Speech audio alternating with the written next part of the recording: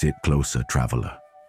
As the fire's warmth pushes back the night, so does a good tale ease the heaviness of the soul. Tonight, I will tell you a story that's hard to believe. But belief is not what matters here. Understanding is. You see, people are curious, and that's not bad in itself. Curiosity brings discovery. Without it, there is no progress. But as I've told you before, balance is everything. Too much of any one thing can be dangerous, and so it is with curiosity. Some boxes are better left unopened, no matter how badly we want to peek inside. When I was younger, when my bones were still strong and my back straight, I wandered far to the north. I walked for months, along the sea with waves whispering like old spirits, through tundra, breathing in the sharp scent of moss and pine, between black cliffs that touched the sky. I was seeking knowledge that is not spoken, but felt, knowledge that clings to certain places like fog to the ground. And in one lonely valley, where the mist settles on the earth like the fur of some ancient beast, I found an abandoned camp, silent, lifeless, forgotten by the world, but one yurt still glowed with firelight. I stepped inside. An old man sat there. His hair was whiter than snow. His face was like the bark of an old tree, his eyes like shards of ice. He didn't ask who I was. He only said, "Come, sit by the fire. I've been waiting for someone like you. I've waited a long, long time to tell this." So I sat and he told me.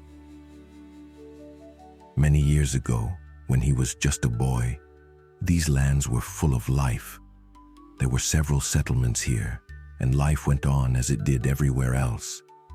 People hunted, herded reindeer, picked berries, but no one, not even the most foolish boys, went near the ancient burial mounds.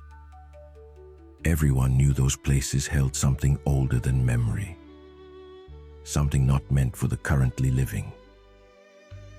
And then one day, people came from the south, from the big cities, scholars, archaeologists with minds full of questions and hearts burning with curiosity. The locals warned them, "Do not touch the old mounds." But they didn't listen. They thought themselves wiser. Never make that mistake, traveler. No one knows everything. Even a great professor could learn from a silent hunter of the north. There was one woman who led the group. She was the most obsessed of them all. First to arrive each day, last to leave. And one night, digging alone, she unearthed something she should never have touched. Something not meant to be understood. Something that wasn't for us.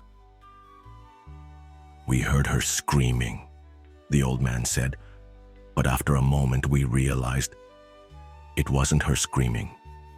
Something was screaming through her. Her mouth moved, but the voice, it wasn't human. It was like a mountain was speaking through her skin. They found her at dawn, still standing in the pit, eyes burned out, hollow, as if light itself had scorched them. Her mouth and ears were also burnt, as if whatever she heard or said had burned right through her. In the ground in front of her, there was a gaping black hole of a strange shape, as if someone had not dug it out, but bitten off a piece of the world. Since then, something evil has covered those lands. First, the animals and birds in the forests disappeared. Then the water in the streams became muddy, viscous, like pus. People felt strange. Someone heard singing, a disturbing whisper under the skin of the yurt. One boy said that at night someone stroked his head, although there was no one there. Then this boy disappeared without a trace. The elders declared the valley cursed. Everyone left. except for one man, the one now sitting across from me. "Why did you stay?" I asked. He shrugged, but his eyes stared through me into something far away. Someone had to. That thing, it's not just a hole. It's a crack in what we call reality. And it didn't close. It breathes. It listens. Sometimes I hear crying from it, or laughter, or a name. I spent the night there, in that yurt. I left early in the morning, thanking the old man for the story. But when I turned around, the camp was gone. No yurt, no old man, not even ashes from the fire. I stood in a flat clearing. No trace, no smell of smoke.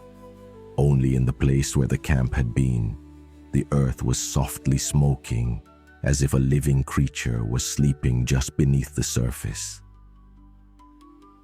Since that day, I've often wondered, did I dream it all? Or was the old man not a man, but a warning? So, traveler, curiosity is a fine thing, but everything has its limit. Some knowledge is too dangerous, some truths not meant for us. Not every mound should be dug up, not every door opened. Now tell me, does your curiosity have limits? And if not, what would it take to stop you?